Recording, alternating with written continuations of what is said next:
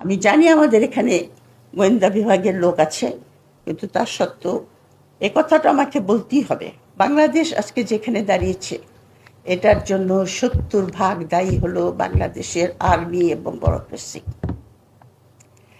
বাংলাদেশের আর্মি এখন আমাদের একটা গদ্যের উপর বিস্ফোরা হয় না, গদ্যের উপর বিস্ফোরা। আপনার তাদের বাজেট কত যায় আমরা জানি না। যখন বাজেট দেওয়া হয় পার্লামেন্টে, তাদের বাজেট কিন্তু সিক্রেট, সেই বাজেট আমরা জানি না। আপনার ডিফেন্স পলিসিটা কি তাই তো আমি জানি না।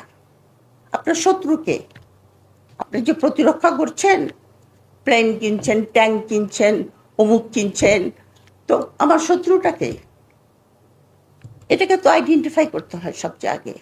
আপনি কার সঙ্গে যুদ্ধ করবেন, যে জন্য আপনি এগুলি সমস্ত কিনছেন? কে আমাদের শত্রু? কোনো রকম ক্লিয়ার কাট সেরকম কোনো ডিফেন্স পলিসি নাই।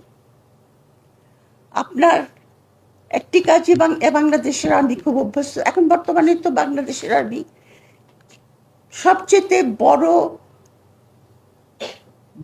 পার্টনার, পিপিপি যেটাকে বলে, পিপল প্রাইভেট পার্টনারশিপ, এটা সবচেয়ে বড় পার্টনার হলো আর্মি। আপনি কোনো বড় কন্ট্রাক্ট দেখাতে পারবেন না যেখানে আর্মির নাই, ইনভলভমেন্ট নাই। যুদ্ধ কিন্তু করে না কোনো জায়গায়। এই যে মিয়ানমার থেকে আপনার নাফ নদী ক্রস করে মিয়ানমারের প্লেন যখন তখন আমাদের আকাশে উড়ে যাচ্ছে, মাঝে মাঝে আবার ইউ ফেলে যায়। আপনার ওটা কি কি জানি বলে,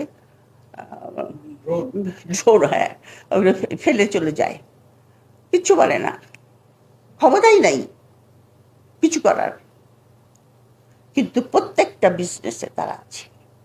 তারা ফার্নিচার বানায়, তারা মিষ্টি বানায়, তাদের গ্যাস স্টেশন আছে, তাদের হসপিটাল আছে, তাদের ইউনিভার্সিটি আছে, তাদের কি নাই, অনলাইন বিজনেস আছে।